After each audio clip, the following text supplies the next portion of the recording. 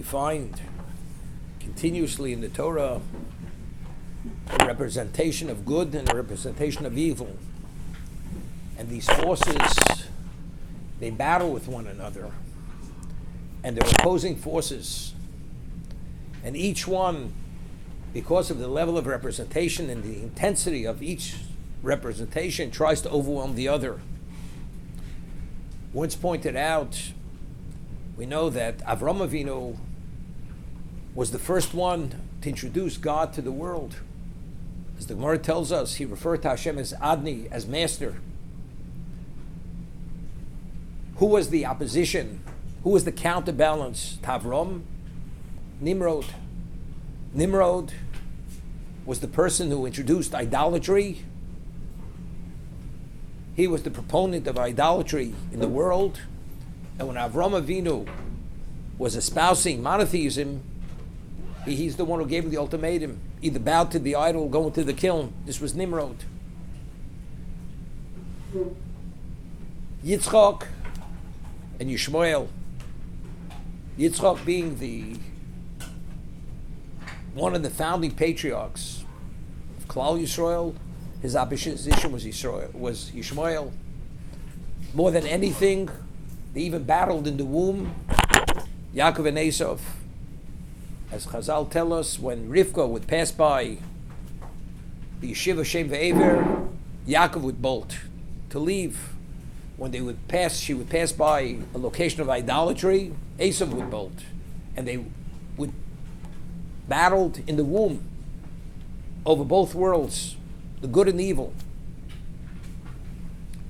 The next representation we find is Moshe and Bilam.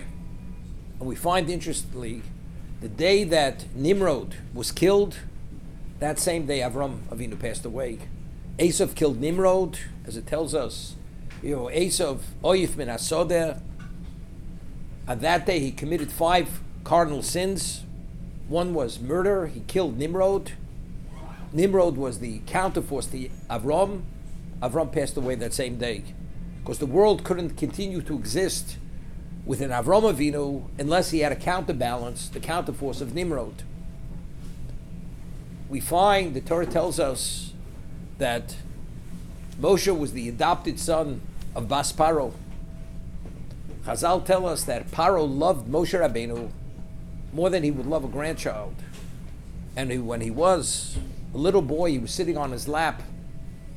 And as he was sitting on his lap, he took his crown off his head and put it on his own head. So Bilam, being one of the advisors to Paro, says to Paro, he must be killed immediately. Because that act of removing your crown from your head means he will topple your kingdom. You must kill him immediately. So Paro dismisses, it's not possible. He says, do a test, you'll see.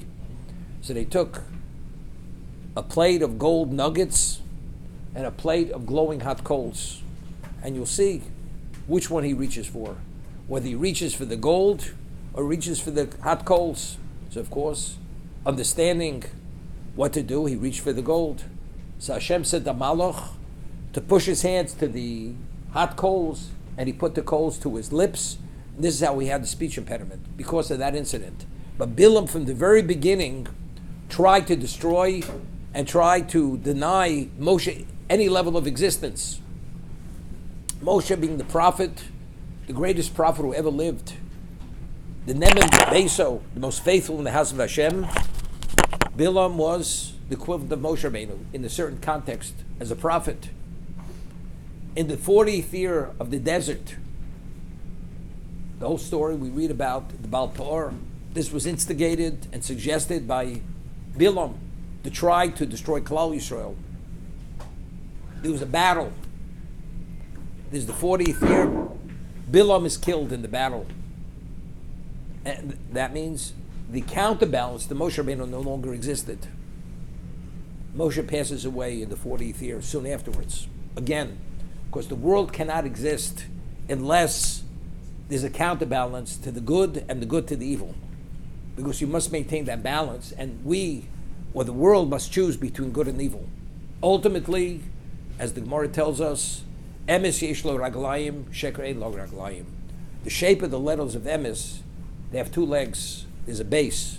Sheker comes to a point. Shin Kuf Reish. Ultimately, truth will prevail.